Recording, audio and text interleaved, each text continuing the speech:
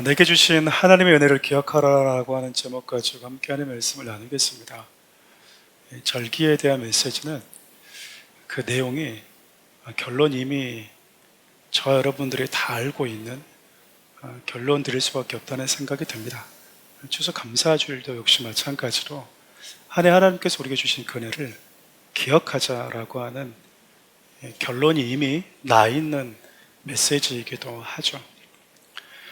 결론이 나 있다고 해서 우리에게 감동이 없냐? 그러지는 않는 것 같습니다. 우리가 부모님에 대한 감사에 대한 마음들이 반드시 우리에게 주어져야 된다고 하는 것을 알면서도 감사를 표현할 때 우리 마음에 감동이 있는 것처럼 하나님께서 내게 주신 그 은혜를 우리가 감사할 줄 알고 표현할 줄 알 때 그 감사의 표현이 우리에게 주는 독특한 감동들이 있는 것 같아요. 학창시절 이 풋풋한 사랑의 연애를 해보신 분들이 계실 겁니다. 그렇죠. 요즘은 이제 편지를 쓰는 세대가 아니긴 하지만 종종 또 손편지를 쓰시는 이 감성적인 분들이 계시지만 핸드폰이 있기 전에 그리고 인터넷이 발달되어 있기 전에는 대부분 다 여러분 사랑하는 분들에게 사랑을 표현할 때 손편지를 많이 썼습니다. 그렇지 않습니까? 손편지 다들 아마 써보셨을 텐데 밤새 사랑의 마음을 담아서 사랑하는 사람을 생각하면서 편지를 쓰잖아요. 근데 여러분 써놓고 우체통에 결국 넣지 못하고 보내지 못한 편지들도 있지 않았습니까?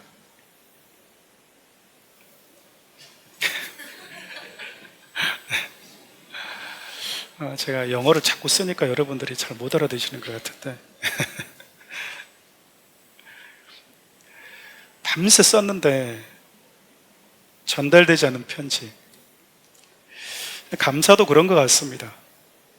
감사하는 마음은 참 좋은 것이고 참 소중한 것인 것은 분명하지만 표현되지 않은 감사는 상대방의 손에 닿지 않는 편지와 같은 것 같아요. 여러분, 이곳에 오신 여러분, 그리고 우리 모두는 내 삶 가운데 찾아오셔서 삶의 이유가 되시고 내 생명의 시작 되시고 영원한 하나님의 나라를 꿈꿀 수 있게 하신 분이 예수 그리스도라고 하는 것, 그 은혜를 주신 분이 예수 그리스도라고 하는 그 사실을 알게 되었고 그리고 감사하는 마음을 갖게 된 자들이 아닐까 싶어요. 하지만 여러분, 하나님께 내가 감사하는 마음을 가지고 있다는 것과 그 감사를 표현하는 것은 또 다른 문제인 것 같습니다. 여러분, 우리가 사람들이 이 땅에 태어났을 때 가장 많은 사랑을 부모로부터 받을 때가 여러분 언제인지 아십니까? 그러니까 일방적인 사랑을 받을 때가 있잖아요. 태어날 때부터 아이들 어린 시절, 그 어린 시절은 거의 일방적으로 절대적으로 부모들의 보살핌을 받습니다. 가장 많은 부모의 손과 부모의 수고가 들어가는 시절이죠. 우리 인생 여정 가운데 가장 많은 사랑을 받은 때가 바로 그때입니다. 그런데 가장 많은 사랑을 받은 그때 가장 많은 사랑을 표현했느냐? 그렇지는 않습니다. 여러분 아이들 이 4층에서 지금 예배드리고 있는 아이들이 여러분들에게 찾아와서 아침에 일어날 때마다 감사를 표현하던가요? 그 감사의 마음에 막 벅차서 행복해하고 고마워하고 나 같은 자를 낳아주신 것에 대해서 막 눈물을 막 절절 흘리면서 무릎을 꿇고 학교 갔다 오면 막 세배하면서 그러던가요? 가장 많은 사랑을 받는 그때인데 가장 많이 감사하지 않고요, 가장 많이 투덜댑니다. 밥은 왜 이것밖에 안 해줬냐? 반찬은 왜 이 모양이냐? 그리고 사달라고 할 때도 사주세요 이렇게 말하지 않아요. 사줘! 사주라고! 이렇게 얘기하잖아요. 사준다며 막 이러잖아요. 왜 안 사줘? 좋은 거 사줘, 비싼 거 사줘. 엄마 아빠의 지갑을 생각하지 않잖아요. 그렇죠? 고민하지 않잖아요. 내가 갖고 싶은 건 다른 친구들 있으니까 줘 그러잖아요. 가장 많은 사랑을 받는데도 불구하고 그 받은 사랑을 당연하게 여기는 시절이 어린아이 시절인 것 같아요. 그러다 조금씩 나이가 들고 철이 들면 우리 부모가 나를 위해서 그 브랜드 신발, 옷 하나를 사주는 게 참 쉽지 않은 거였구나. 자녀들에게 무언가를 해줄 때 우리 부모가 참 많은 것들을 포기하셨구나. 우리 아버지, 우리 어머니도 갖고 싶은 것이 있었을 텐데, 원하는 것이 있었는데 그것을 포기했던 거구나. 그러고 보면 감사의 마음과 달리 감사의 표현은 우리 신앙의 성숙과도 연결되어 있는 것 같아요. 신앙이 어렸을 때는 하나님으로부터 받은 은혜를 기억하지 못하는 것 같습니다. 그냥 하나님은 나에게 뭔가를 계속 공급해 줘야 되고 줘야 되는 분으로만 인식이 되는 것이죠. 그래서 내가 원하는 것들을 주지 않으면 서운하고 토라지고 방문 닫고 들어가 버리는 거죠. 나오질 않습니다. 교회도 나오지 않고 몇 달 동안 또 그렇게 잠적 상태에 들어가는 것이죠. 그리고 내가 이렇게 하나님에 대해서 불편함을 갖는 것이 당연하다고 생각하는 것 같아요. 여러분, 조금씩 성숙하다 보면, 성장하다 보면 이 사람이 이제 다 컸다라고 하는 건 나에게 공급해 준 그 사랑이 당연한 것이 아니라 그 사랑을 준 부모의 마음을 내가 조금이나마 엿볼 수 있는 눈을 가지게 되었다는 것 아니겠습니까? 신앙에 성숙한 사람 치고 하나님을 향한 감사의 마음과 그 감사를 표현하지 않는 사람은 없었습니다.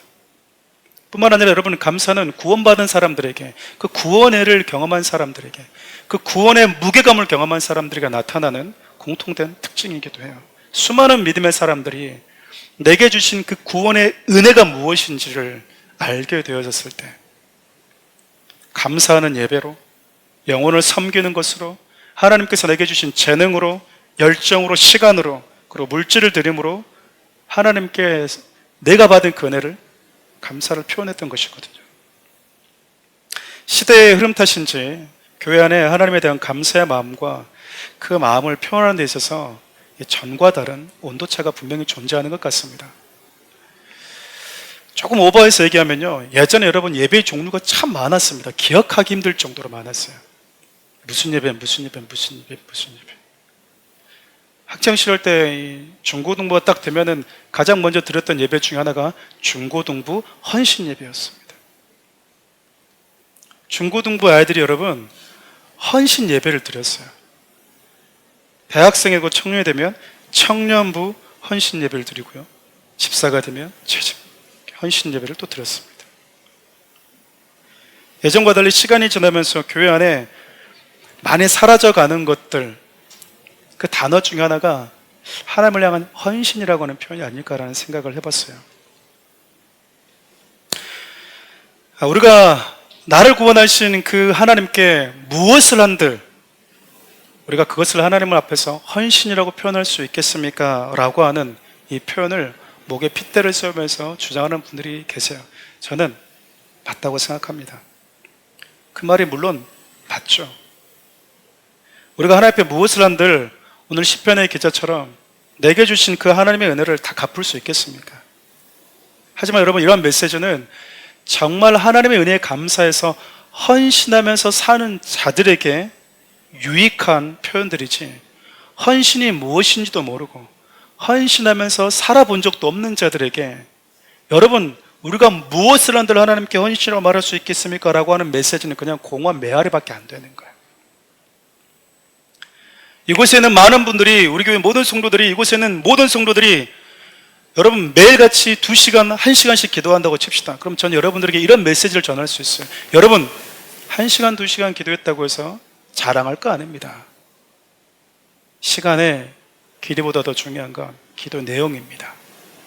아마 제가 여러분들에게 이런 메시지를 전해야 되겠죠. 만약 이곳에는 모든 분들이 단 10분도 하루에 기도하지 못하고, 10분이 뭐예요? 일주일에 10분도 기도 못하는 분들도 계시잖아요. 그분들에게는 제가 뭐라고 얘기해야 될까요? 여러분, 길게 기도하는 게 중요한 게 아닙니다라고 하는 메시지는 여러분 그냥 메아리처럼 아무런 의미 없는 메시지가 되는 거예요. 하루에 10분도 기도하지 않은 분들에겐 기도 내용을 말해야 되는 것이 아니라 기도 시간을 채워보십시오 라고 하는 메시지가 그들에게 유익하다고요.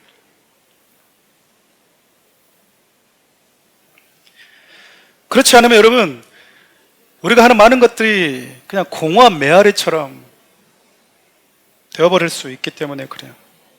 여러분, 나 때는 말이야 라고 하는 것을 말하고 싶은 게 아닙니다. 우리 부모 세대들이 우리에게 보여줬던 좋은 신앙의 본들은 시간이 지나도 지켜갈 필요가 있다고 생각해요. 우리 어머니, 우리 할아버지, 또 우리 할머니의 세대들을 보면 여러분 정말 많은 시간을 드리고 기도하고 예배하고 하나님을 섬긴 것을 정말 기쁨으로 여겼던 분들이 참 많이 계셨어요. 그리고 그렇게 누가 봐도 하나님께 헌신하는 그 시간에 대해서 생색내지 않았던 것 같아요. 근데 요즘은 조금만 하나님께 무언가를 해도, 작은 헌신만 드려도 교회가 노동력 착지 않아? 내가 쟤는 기부를 할게요. 저 같은 목회자들은 야간 수당 주세요.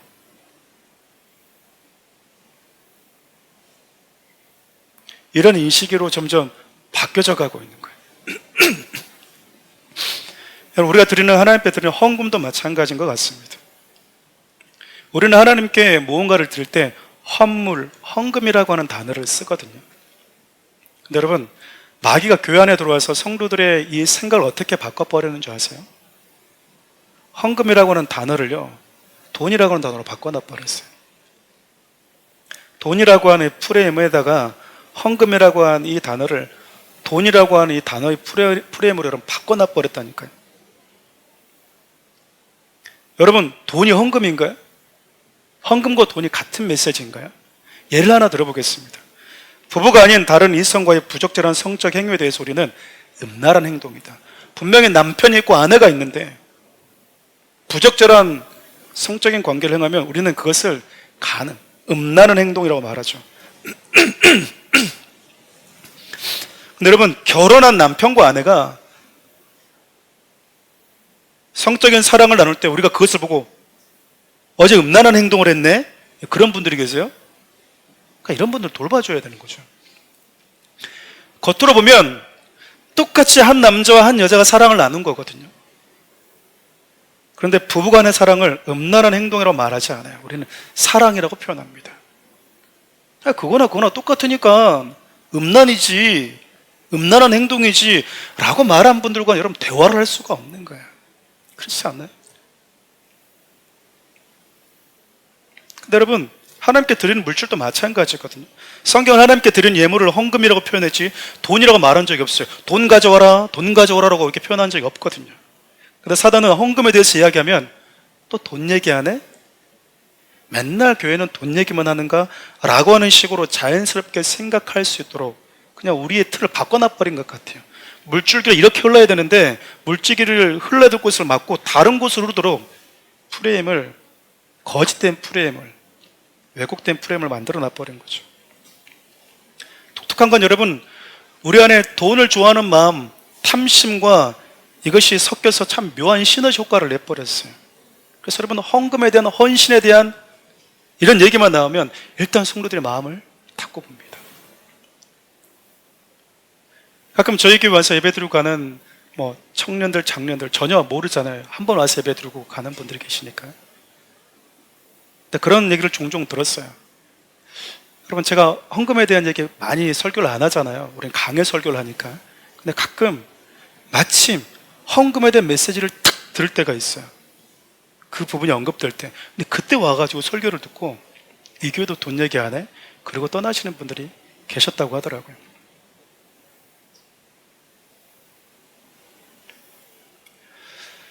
저는 성경에 등장하는 수많은 인물들을 볼 때마다 하나님의 구원의 은혜를 경험하고 그분을 예배하러 오는 이들이 하나님께 빈손을 들고 온 것을 보지를 못했습니다. 감사했기에 작든 크든 많든 적든 하나님께 무언가를 가지고 와요. 사랑하는 우리 교회 성도들 가운데 풍족해서 하나님께 드릴 것이 많고 드릴 것이 크고 혹은 작고 적고 목회자는 별로 그것에 관심이 없습니다. 사단의 거짓된 프레임과 내 안의 탐욕의 결과로 인해서 헌금을 돈이라고 생각하는 인식과 오늘부터 그냥 이별했으면 좋겠어요. 여러분, 아멘이십니까? 많이 하든 적게 하든 그것이 크든 작든 이건 중요하지 않아요.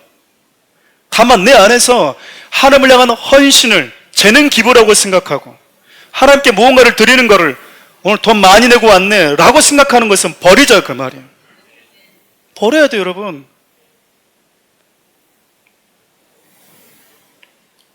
많이 하든 적게 하든 헌신이 크든 적든 우리는 하나님 앞에 재능 기부하러 온 게 아니거든요. 그것을 하나님을 향한 헌신으로 오늘 시인의 고백처럼 내가 주님께 받은 은혜가 너무나 많은데 내가 이걸 어떻게 표현하죠? 내가 이걸 어떻게 갚으면 살죠? 내 생명이 천개고 만개여도 다 주님을 위해서 살아도 모자란데 나 어떻게 하면서 갚으면 살죠? 그리고 내가 주님께 그것을 작게나마 표현하고 고백할 수 있고 드릴 수 있는 것에 대해서 기뻐할 수 있는 것, 여러분 그게 신앙 아니겠습니까? 생각해보면 감사의 표현이라고 하는 것은 내게 있는 것이 원래부터 내 것이 아니라 주신 분이 있구나라고 하는 이 사실을 인정할 때 찾아오는 것 같아요. 우리 오늘 읽었던 본 말씀을 함께 읽어볼까요? 시편 116편입니다.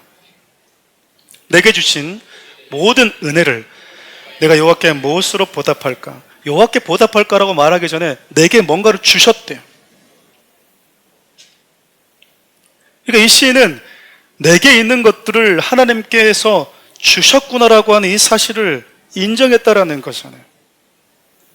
다시 말하면 하나님께 대한 감사는 하나님이 내게 주신 은혜가 있다라고 하는 사실을 깨닫고, 그리고 내가 누리고 있는 것들이 나의 능력과 나의 잘남이 아니라 하나님이 내게 주신 은혜로부터 시작되었다라고 하는 그것이 깨달아지는 신앙의 고백에서 출발하는 것입니다.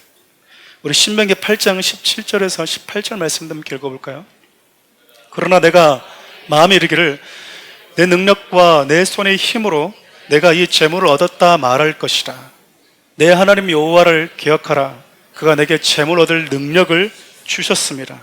이같이 하시면 내 조상들에게 맹세하신 언약을 오늘과 같이 이루려 하심이니라.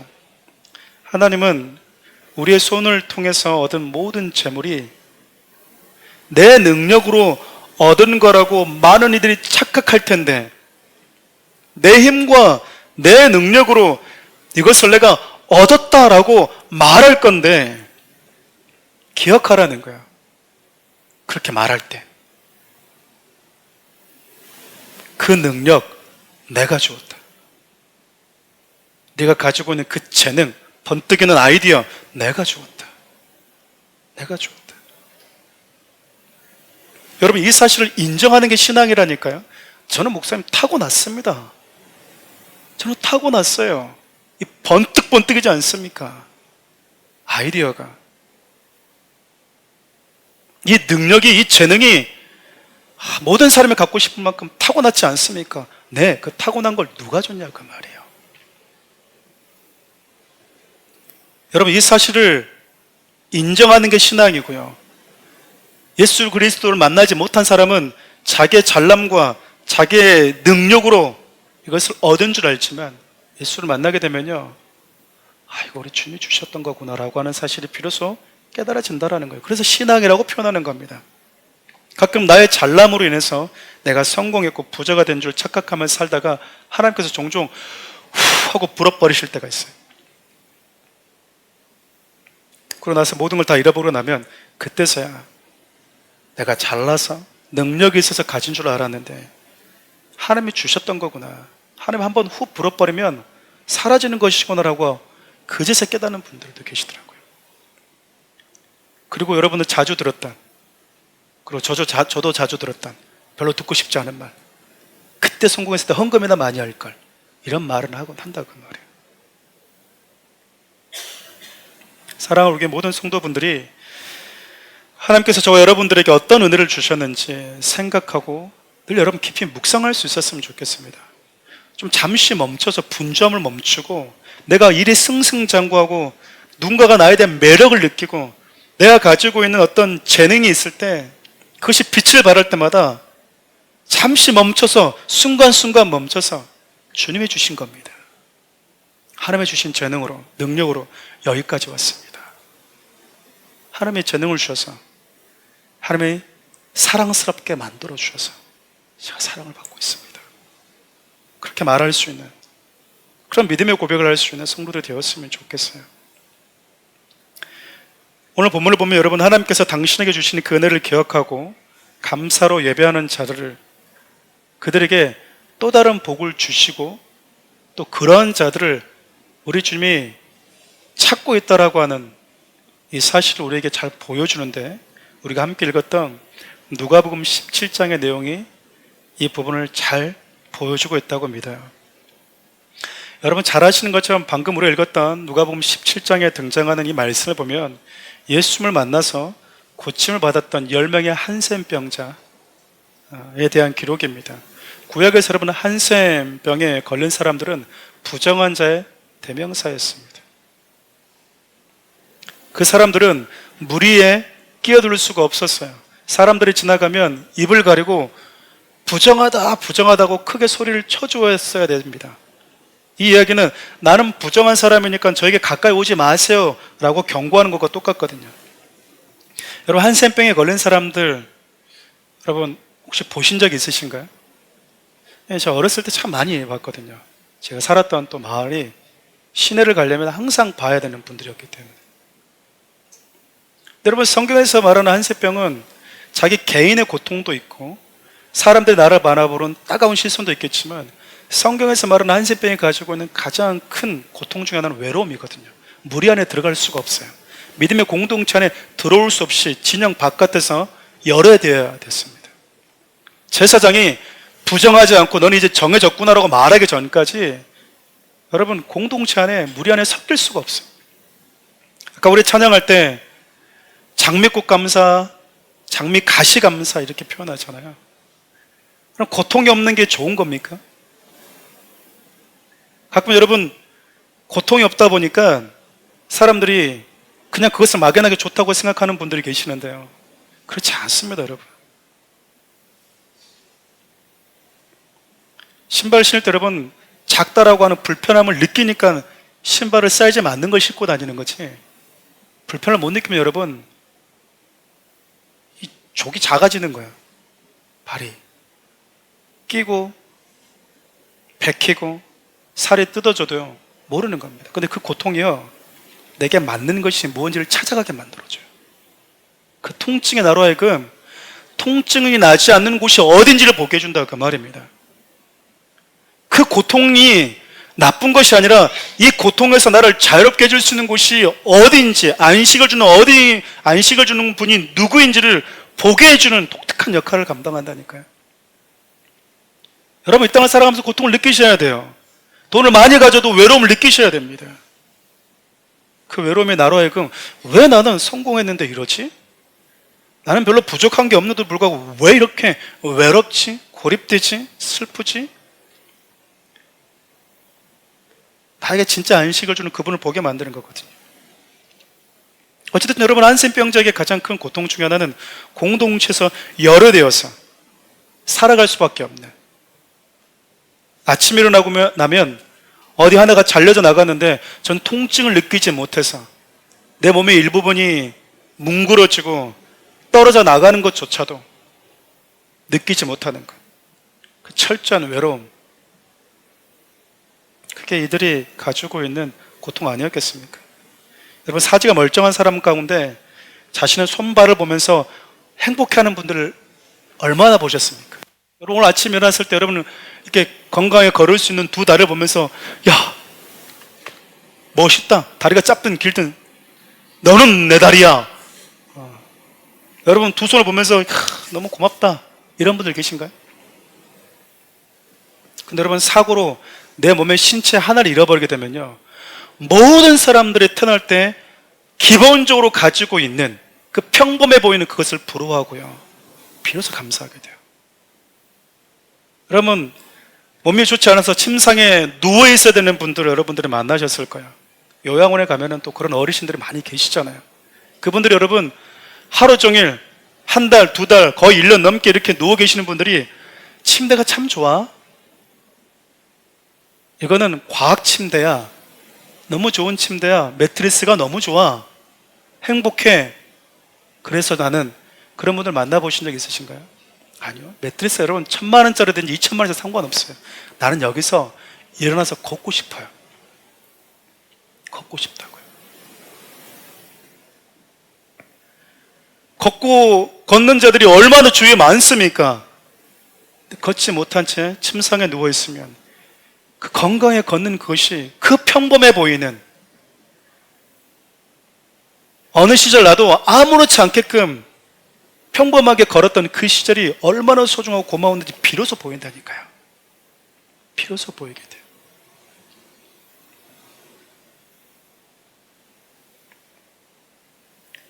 한센병 환자들도 마찬가지지 않겠습니까? 사랑하는 이와 함께 있었던 시간, 더 이상 그들과 함께 할 수 없잖아요. 그들로부터 열어들 때 오는 외로움을 통해서 누군가와 함께 할 수 있다라고 하는 것에 대한 소중함을 느끼게 되는 겁니다. 근데 여러분, 지금 한센병에 걸린 이들이 할 수 있는 건, 이제는 입을 가리고 사람들이 지나가면 나는 부정한 사람이니 내게 오지 마세요. 나에게 오지 마세요. 내게 가까이 오지 마세요. 당신도 더러워질 수 있으니까. 여러분, 그렇게 말할 수밖에 없는 거예요. 비참하잖아요. 나에게 오지 말라는 거예요. 나도 갈 수 없고. 근데 여러분, 이들이 예수님을 만나게 됩니다. 자기가 있는 곳에 예수님이 오신다고 하는 사실을 알게 되고 예수님을 만나게 돼요. 그리고 여러분, 그들이 큰 소리로 예수님을 불러요. 우리 13절 함께 읽어볼까요? 소리를 높여 이르되 예수 선생님이여 우리를 불쌍히 여기소서 하거늘. 나는 부정하니까 나에게 가까이 오지 마세요라고 소리치면서 살 수밖에 없는 사람들, 그들이 할 수 있는 대화란, 그들이 사랑하는 공동체를 향해서, 사람들 향해서 할 수 있는 이야기라곤 늘 레파토리는 나는 부정하니 나에게 오지 마세요라고 하는 것밖에 없었거든요. 근데 여러분, 예수를 만나니까 나에게 오지 마세요라고 하는 게 아니라요, 예수님 나를 좀 불쌍히 여겨주세요. 이 마음이 좀 느껴지십니까? 나를 고쳐주세요가 아니고요, 나를 불쌍히 여겨주세요. 내가 이렇게 살 수밖에 없고 이렇게 살아왔던 나를 불쌍히 여겨주세요. 여러분, 얼마나 간절하게 크게 외쳤겠습니까? 예수 선생이여 나를 불쌍히 여겨달라고, 내 처지를 불쌍히 여겨달라고. 여러분, 이 표현 하나에 그들의 삶이, 아픔이, 고통이 다 묻어 있잖아요. 예수님이 그들에게 말씀하십니다. 제사장에 가서 너희들의 몸을 보여줘라. 부정한 몸을 갖고 갔는데 제사장에 가면 제사장은 둘 중에 하나를 얘기를 해야 될 거 아니에요. 너는 정하다, 너는 부정하다. 제사장의 그 평가, 판단 하나로 인해서 이들의 운명이 결정되거든요. 여전히 부정한 이 자신의 몸을 가지고 예수님 말씀에 순종해서 제사장에게로 갑니다. 근데 여러분, 가는 도중에 자기들의 몸이 나아버린 거예요. 기적처럼 자기들의 몸이 나았던 거죠. 여러분, 그러자 무슨 일이 벌어진 줄 아십니까? 우리 15절 16절 말씀 함께 읽어볼까요? 그 중에 한 사람이 자기가 나은 것을 보고 큰 소리로 하나님께 영광을 돌리며 돌아와 예수의 발 아래 엎드려 감사하니,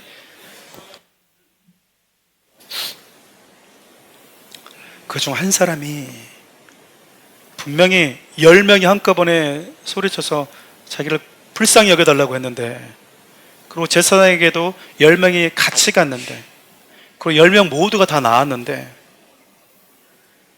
딱 한 사람, 그 한 사람만 예수님께 왔대요.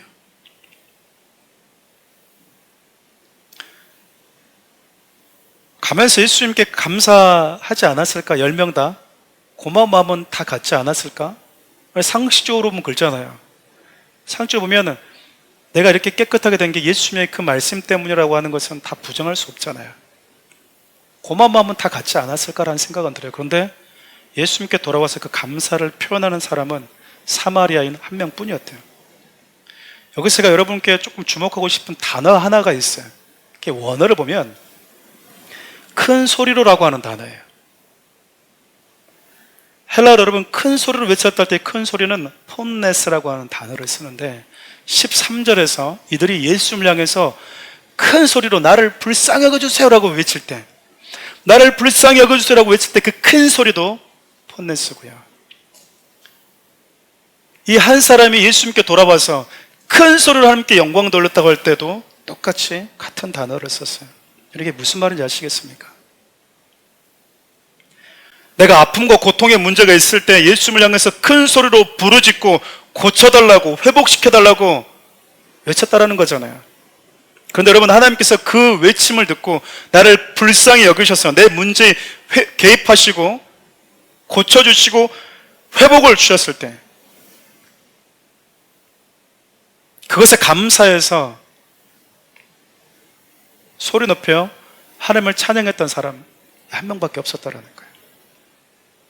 문제가 있을 때 간절한 마음을 담아서 큰 소리로 부르짖던 자들 가운데 예수님께 돌아와서 전에 자기가 간절한 마음으로 하나님께 고쳐달라고, 불쌍해달라고 외쳤던 것과 같은 그 간절함의 무게를 가지고 그분에게 감사의 소리를 높인 자는 10명 중 1명뿐이었다라는 거예요. 저는 이 말씀 보면서 참 개인적으로 참 씁쓸했습니다. 저의 모습이기도 했으니까, 냉정하게 보면. 하나님 제발요, 정말 제발요, 좀 도와주시면 안 돼요? 부르짖고 기도하고 교회를 찾고 기도하던 이들, 심령의 가난함을 가지고 있던 그들이 성공하고 문제가 해결되고 나면 하나님을 향했던 그 간절함과 그 절절함이 사라지고 하나님께 돌아와서 감사를 돌려드리지 않는다면 예수님으로 인해서 고침을 받고 회복되었음에도 불구하고 사마리아 사람 왜 돌아오지 않은 9명과 뭐가 다르지 않을까?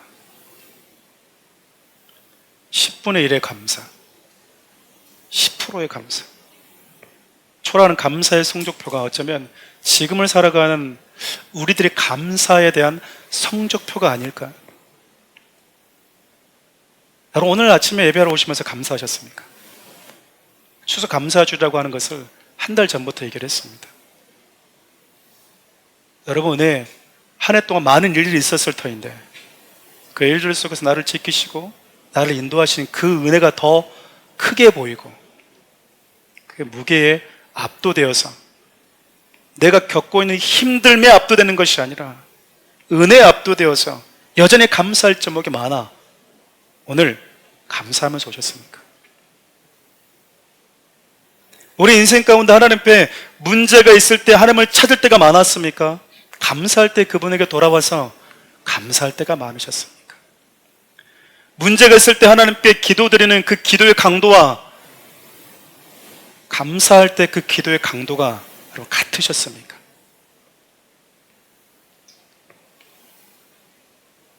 본 말씀 좀 더 구체적으로 좀 살펴보겠습니다.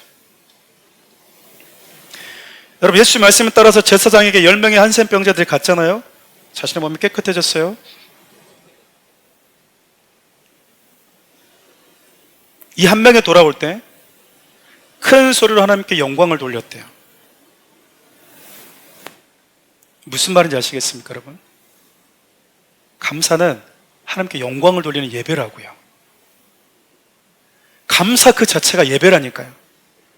하나님을 영화롭게 하고 하나님께 영광을 돌리는 그 예배 그 자체가 여기서 우리가 드리는 그 예배와도 비교할 수 없을 만큼 귀한 예배래요. 우리 시편 50편 23절 말씀 함께 읽어보겠습니다. 감사로 제사를 드리는 자가 나를 영화롭게 하나니 그의 행위를 옳게 하는 자에게 내가 하나님의 구원을 보이리라. 감사하는 마음을 가지고 하나님께 나오는 것만큼 하나님을 영화롭게 하는 것이 없대요. 내게 주신 그 하나님의 은혜를 기억하고 감사하는 자들, 그 감사로 하나님을 예배하는 자들, 감사를 표현하는 자들, 내게 주신 그 은혜가 하나님으로부터 왔다고 하는 사실을 알고 그분께 돌아와서 문제가 있을 때 구했던 그 절절함의 강도와 같이 큰 소리로 주님을 찬양하고 큰 소리로 하나님께 감사하는 자들, 그 감사 예배가 하나님을 영화롭게 한대요. 감사하는 마음을 가지고 하나님께 나오는 것만큼 하나님을 영화롭게 하는 게 없다는 이야기잖아요. 여러분, 9명의 한센병 환자는 예수님을 통해서 고침을 받았습니다. 문제도 해결됐어요. 그리고 하나님 주신 기적을 경험하고 놀라운 기쁨도 가졌습니다. 진짜 나았네. 여러분, 얼마나 기쁘겠습니까? 사랑하는 가족 손을 잡을 수 있겠네. 내 사랑하는 부모, 내 형제, 내 친구들과 이제 내가 포옹할 수 있겠네. 여러분, 얼마나 기쁘겠습니까? 할 것도 얼마나 많아졌겠어요. 이제 기쁨이 회복이 됐어요. 근데 하나님을 영화롭게 하는 삶, 영광을 돌리는 감사의 자리까지는 오지를 못했어요. 문제는 해결되었지만 정말 평생 이 한센병 환자처럼 이것만 해결되면 좋겠다라고 하는 그 간절한 문제에서 해결은 됐지만 그 문제 해결이 곧 하나님을 영화롭게 하는 것은 아니라는 뜻이에요. 내 문제가 해결되는 것은 참 귀한 일이지만 해결됨으로 인해서 하나님이 하셨구나라고 하는 그 인정과 고백이 있을 수밖에 없겠지만 고마운 마음도 들 수 있겠지만 그 기적으로 해서 내 삶이 참 기쁘기도 하겠지만 거기서 멈춘다면 그분 앞에 감사로 나오지 않는다면 여러분 착각하시면 안 되는 거예요. 그래서 내 삶에 이런 많은 문제도 해결됐습니다 간증하고 다닌 거 여러분 착각하시면 안 되는 거예요. 그래서 하나님이요 우리 관계가 이랬는데 이렇게 해결해 줬어요. 내 문제가 이렇게 해결됐어요. 문제 해결이 곧 하나님을 영화롭게 하는 게 아니란 뜻이에요. 하나님을 영화롭게 하는 것은 문제 해결이 아니라 감사에 있습니다. 우리가 하나님을 영화롭게 하는 자로 살아가는 비결은 감사에 있다라고 하는 것을, 그 감사를 표현하는 예배에 있다라고 하는 것을 여러분도 오늘 저와 함께 마음에 새겼으면 참 좋겠어요. 여러분, 본문을 보면서 이런 생각을 했습니다. 사마리아 사람이 한 명 예수님께 돌아오잖아요. 큰 소리로 예수님께 영광을 돌리면서 와요. 그리고 예수님의 발 앞에 엎드립니다. 이 장면을 읽으면서 여러분 어떤 생각 혹시 드셨습니까? 저는 이런 생각이 들더라고요. 한센병 환자들이 예수 말씀에 순종해서 제사장에게 몸을 보이러 가고 있었잖아요. 얼마나 가다가 회복됐는지는 모르겠어요. 근데 분명한 사실은 예수님이 너 제사장에 가서 네 몸을 보면 된다라고 말씀하신 그 자리에 예수님이 있었다는 뜻 아니겠습니까? 그 자리에 그대로 계셨던, 아니면 그 근처에 계셨던, 그러니까 이 한 사람이 갔다가 돌아온 것 아니겠어요? 그래서 예수님 만난 것 아니겠습니까? 예수님 이렇게 말씀하시고 먼데 갓버렸으면 못 만나잖아요. 그런데 이 사마리아 사람이 한 명이 돌아와서 예수님 발 앞에 엎드렸다고 하는 것은 예수님이 뭐 했다는 뜻입니까? 기다렸다는 뜻이에요. 예수님이 감사로 하나님께 영광을 돌리는 자를, 기적적으로 내 인생 가운데 일을 행하신 그 하나님을 기억하고 돌아오는 자, 기다리고 계셨다는 뜻이에요. 여러분 17절 말씀에 이 마음이 주님의 마음이 담겨져 있어요. 우리 17절 말씀 함께 읽어볼까요? 예수께서 대답하여 이르시되 10사람이 다 깨끗함을 받지 아니하였느냐? 그 9은 어디 있느냐? 여러분 그 9은 어디 있느냐? 예수님의 말씀 속에서 여러분 무엇이 느껴지십니까? 예수님이 뭐하고 계셨다는 뜻이에요? 기다리고 있었다는 뜻이잖아요. 9은 어디 갔니? 여러분 예수님이 기다리는 사람, 예수님이 찾으시는 사람은 예수님을 통해서 성공한 사람이 아니에요. 여러분 예수님을 통해서 부유해진 사람이 아닙니다. 예수님을 통해서 인생 가운데 많은 기적적인 일을 경험한 사람이 아니에요. 하나님 앞에 엎드려 내게 주시는 은혜를 기억하고 감사할 줄 아는 예배자입니다. 예수님이 그 예배자를요, 그 자리에서 기다리고 계셨던 거예요. 네 삶에 너의 간절함처럼 그 바람을 내가 듣고 해결해 주었을 때 그 은혜 감사할 줄 알고 나에게 돌아오는 사람을 예수님이 그 자리에서 기다리고 있대요. 그 기다리신 예수님을 여러분들이 만나셨습니까? 아니면 여전히 우리 주님 그 자리에 계속 기다리고 계십니까? 아니면 또 다른 문제 만나서 투덜투덜대고, 감사는 뭐 예수님께 돌아오는 것은 뭐 여전히 또 새로운 문제 앞에서 씨름하고 하나님의 사랑에 대해서 의심하고 속상하고 불만 불평하고 계십니까? 우리는 살아오면서 크고 작은 어려움과 수많은 문제들을 만나왔습니다. 그 가운데서 하나님께서 행하신 구원의 역사, 회복의 은혜도 여러분 많이 경험해 왔어요. 그런데 그 회복의 자리로 돌아와서 그분의 발 앞에 엎드려 간절함을 간구했을 때와 같은 그 모습을 가지고 하나님께 기도드린 적은 얼마나 있었는가, 우리 스스로에게 전 질문하고 이 자리를 떠났으면 좋겠습니다. 나의 기도의 내용에 간구를 빼버리면 감사는 도대체 얼마 정도의 비중을 차지하는지 여러분 생각해 봐야 된다는 겁니다. 문제만 아르고 떠나는 것이 아니라 이 문제를 구하는 그 기도 내용이 빠지면 더 이상 기도 내용이 없는데요. 오늘 왜 가십니까? 감사 제목이 있어서 갑니다. 오늘은요. 여러분, 대부분의 성도들이 교회 와서 기도를 왜 한 줄 아십니까? 평소에 기도 제목 기도를 안 하다가 금요 기도회 때 와서 어쩌다가 앉아 계신 분들 왜 오신 줄 아세요? 그거 참 귀합니다. 그럼 여러분, 목회자는 그러잖아요. 무슨 문제가 있나? 목사님, 지금 이런 문제가 있어서 기도하러 왔습니다. 귀한 거죠. 근데 저는 사랑하는 우리 성도들이 집사님 오늘 어떻게 오셨습니까? 하나님 감사한 게 많아서 왔습니다. 이번 주 하나님이 제게 주신 그 은혜가 너무 커서 집에 있을 수 없어서 제가 오늘 여기 왔습니다. 감사 하나님께 표현하려고 왔습니다. 여러분, 우리 오늘 사마리아 한 사람 같은 신앙의 태도, 여러분 욕심나지 않습니까? 오늘 너는 교회에 왜 왔니? 남편이 날 힘들게 했어요. 아내가 날 힘들게 했어요. 회사가 힘들었어요. 사업이 잘 안 돼서요. 우리 지금 그거 다 알고 계시고 그 간구 여러분 기억하고 계십니다. 그렇지만 적어도 우리 기도에 있어서, 우리 기도 내용에 있어서 그것을 빼버리면, 아무것도 남지 않는다면 우리 기도는 결코 건강한 기도로 볼 수가 없어요.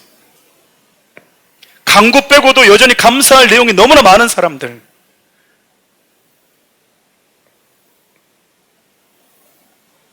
날 구원하신 주 감사, 모든 것 주신 감사. 여러분이 찬양하셨는데 모든 것 주셨음을 여러분 진짜 믿으십니까? 그 주신 게 있다라고 고백하고 있는데, 오늘 저 여러분 나눴던 시편 72편 큐티 아침에 다들 보셨을 거예요. 여러분 72편의 마지막에 어떻게 끝난지 아시죠? 이세 아들 다윗의 기도가 끝나니라 라는 이 표현으로 시편 72편이 끝이 나요. 이 시인의 표현처럼 우리는 삶을 살아가면서 많은 문제들 속에서 하나님을 찾고 그분의 도움을 구하고 또 그 속에서 부르짖습니다. 시인도 그랬으니까요. 여러분, 시인이 가지고 있는 아름다움이 뭔지 아세요? 그 문제들을 하나씩 하나씩 하나님께서 회복해 주시는 것을 경험해 가면서요, 반드시 이 땅을 살아가는 내가 반드시 해결받아야 되는 본질적인 문제가 죄와 죽음의 문제이고, 그 문제를 예수님께서 해결해 주셨다고 하는 그 사실까지 보게 돼요. 이 땅을 살아가는 동안 우리가 많은 문제들을 만나잖아요. 그 문제가 해결되길 바라는 거거든요. 그래서 기도하고 있거든요. 그래서 그 문제에서 해결해 주신 하나님의 은혜에 감사하는 거예요. 그 문제에서 나를 건져주신 은혜를 너무 감사하는 거죠. 그런데 여러분, 그렇게 하나씩 해결되고 감사하고 해결되고 감사하고 건져주신 그 은혜에 감사하면서 가다가 이 신이 마지막에 어디 딱 봉착하게 되냐면, 그러면 결국 내가 해결을 받아야 될 가장 본질적인 문제는 무엇인가? 내 인생 가운데 반드시 이 땅을 살아가면서 해결받아야 될 본질적인 질문은 무엇인가? 그게 죄와 죽음의 문제였다라는 거예요. 그런데 여러분, 예수 그리스도께서 이 땅을 살아가는 모든 인간들에게서 궁극적인 그 본질적인 그 문제를 해결해 주신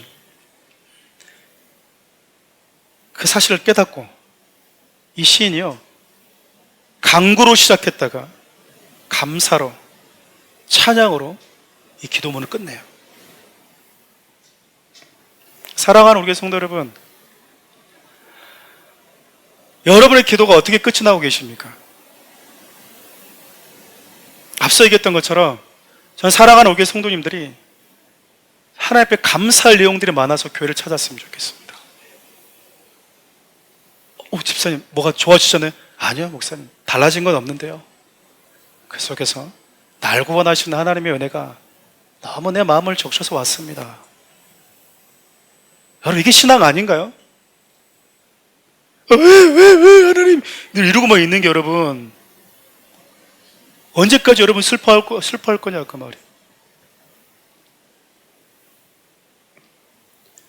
여러분, 우리 이 땅을 살아가면서 내가 원하는 방식대로 모든 문제를 다 해결받지는 못하거든요, 결국. 그래도 적어도 내 인생 가운데 크고 작은 문제가 하나씩 해결될 때마다 내가 반드시 해결될 그 본질적인 문제에서 나를 구원하신 그 예수 그리스도의 은혜를 만나야만이 된다라는 겁니다. 그래서 감사의 노래, 기쁨의 노래를 부르면서 감사의 자리에서 나를 기다리고 계신 예수님께 돌아와서 그분을 높여드는 자들이 되었으면 좋겠어요. 늘 불만불평하고 비교하면서 불만불평하고 우리 집은, 우리 애는 언제까지 그럴 거냐 그 말이에요. 하나님이 내게 주신 은혜는 하나도 생각하지 않고 늘 불행하다고 생각하고 늘 가난하다고 생각하고 늘 없다고 생각하고 늘 부족하다고 생각하면서 사는 사람들, 감사를 다시 회복하셨으면 좋겠어요. 여러분에게 주신 그 구원의 은혜를 여러분 기억할 수 있었으면 좋겠습니다. 말씀 마무리하려고 합니다. 예수님께서 여러분 한센병 환자 10명에게 제사장에 가서 자신의 몸을 보이라고 명령하셨잖아요. 부정한 자기들의 몸을 보고 제사장이 이제 너희들은 더 이상 부정한 자가 아니다, 너희들이 이제 더 이상 부정하지 않고 정하다라고 제사장이 선언해주면 이들은 하나님이 택한 거룩한 선민의 공동체 안으로 다시 돌아올 수가 있어요. 그렇게 여러분, 그들이 그 기대감을 가지고 제사장에게 자기의 몸을 보이러 갔던 거잖아요. 가는 도중에 모두가 몸이 나았어요. 9명이 자신의 그 몸을 제사장에게 계속 보이러 갔는지는 잘 모르겠습니다. 분명해서 이제 그들은 더 이상 부정한 자는 아니라는 거예요. 그런데 여러분, 한 사마리아인이 자신의 몸을 예수님께 보이러 옵니다. 그리고 예수님은 자기에게 찾아오는 그 사마리아 한센병 그 환자의 육체의 부정함 뿐만 아니라 가장 본질적인 죄의 문제로 부정케 된 그를 회복시켜 주세요. 우리 19절 말씀 읽고 마무리하겠습니다. 그 이르되 일어나 가라, 내 믿음이 너를 구원하였느니라 하시더라. 일어나 가라가 무슨 말입니까? 이제 됐다, 더 이상 너는 부정한 자가 아니다 그 말이잖아요. 가도 된다 이제. 사마리아 사람 한 명만 진짜 제사장 앞에 왔던 거야. 제사장에 가서 너희들의 몸을 보이라고 했는데 진짜 참된 제사장 중에 제사장에는 우리의 왕 대신 대제사장 되신 그분에게 찾아온 사람, 사마리아 사람 한 명뿐이었습니다. 여러분, 대제사장 되신 예수님 앞에 자신의 몸은 물론이거니와 죄로 인해서 부정케 된 모습까지 깨끗함을 받게 돼버렸어요. 이 사람이. 사랑하는 우리 성도 여러분, 이처럼 여러분 감사는 나로 하여금 죄와 죽음의 문제에서 자유케 하실 예수님 앞으로 이끄는 힘이 있다니까요. 주님의 사랑과 그분의 은혜에 감사해서 돌아왔을 뿐인데 그 감사가 자신으로 하여금 참된 제사장 되신 그분 앞으로 이끌리야 누가 알았겠습니까? 그냥 예수님께 감사해서 돌아왔던 것 뿐인데 와서 보니까 그분이 누구예요? 진짜 제사장이었던 거예요. 죄와 죽음 아래 있는 나를 정하다 정하지 않다라고 말할 수 있는, 판결할 수 있는 유일한 제사장이었던 거예요. 우리가 잘 아는 예수님께 향유를 부었던 그 여인은 또 어떻습니까? 그녀는 여러분 예수님의 장례를 위해서 옥합을 깨트는 게 아니었습니다. 그냥 예수님을 사랑해서 그 은혜에 감사해서 뭐라도 해야 됐던 거예요. 자신이 가지고 있던 소중한 것을 그냥 예수님께 쏟아붓고 자신의 머리털로 예수님의 발이라도 좀 씻고 싶었던 그 여인의 심정, 그 사랑, 그녀에 대한 감사의 표현, 그것이 그녀로 하여금 예수님께 오게 했거든요. 근데 여러분, 예수님 어떻게 말씀하시죠? 복음이 전파되는 곳에 이 여인이 내게 했던 것도 함께 알려주어라. 예수님을 사랑하고 그분 은혜에 감사해서 옥합을 깨뜨렸을 뿐인데 자신의 이 행동이 예수님께 이런 의미가 있을 줄 누가 알았겠습니까? 감사는 놀라운 비밀입니다. 하나님이 감사하는 자들, 여러분 예수님께 감사의 제목을 찾아오는 자들에게 하나님 놀라운 비밀을 하나씩 주신다고요. 네가 나에게 감사하는 그 비밀에 이런 의미가 있다. 네가 나에게 와서 지금 감사하는데 그 감사 안에는 이런 내용과 이런 메시지가 담겨져 있다. 하나님, 저는 그냥 감사해서 온 건데요. 그냥 당신이 좋아서 왔던 것 뿐인데요. 알지. 그 감사의 표현에 나는 이런 의미를 주고 있고 이런 의미가 담겨져 있다고 우리 주님 여러분 말씀하신다니까요. 그 주님이 주신 그 놀라운 비밀의 포장지를 많이 뜯어본 사람들, 감사하는 자들입니다. 예수님을 사랑하고 그분의 은혜를 감사할 줄 아는 신앙은 우리로 하여금 이렇게 놀라운 은혜의 자리로 우리를 이끄는 힘이 있어요. 사랑하는 교회 성도 여러분, 이곳에는 우리 모든 예수 그리스도의 피 흘리심으로 구원받은 하나님의 자녀된 자들입니다. 여러분 믿으십니까? 그분의 은혜에 감사하는 마음, 그리고 그 마음을 날마다 입술로, 삶으로 내 모든 것을 다해서 여러분 표현하십시오. 표현되지 않는 사랑이 여러분 무슨 사랑이겠습니까? 내게 주신 하나님의 은혜를 기억할 때 그 감사의 고백은 감사의 자유에 오는 자만이 누릴 수 있는 또 다른 하나님의 은혜, 그분이 준비하고 있는 또 다른 축복을 그 자리로 이끄는 하나님의 초대라고 믿습니다. 사랑하는 우리 성도 여러분, 힘든 시간 지나가고 있을 거예요. 그거 여러분 하나님께 다 알으십시오. 간절한 마음으로 예수님 나를 불쌍히 여기십시오라고 소리쳤던 것처럼 똑같이 여러분 간절하게 소리치십시오. 그러나 감사할 때도 똑같이 소리치십시오. 감사할 때 더 큰 소리를 치십시오. 왜냐하면 이 땅의 그 어떤 문제의 해결보다도 저 여러분을 구원하신 그 구원의 은혜의 무게에 압도된 자들이라면, 그 무게를 아는 자들이라면 감사의 볼륨이 더 커야 되지 않겠습니까?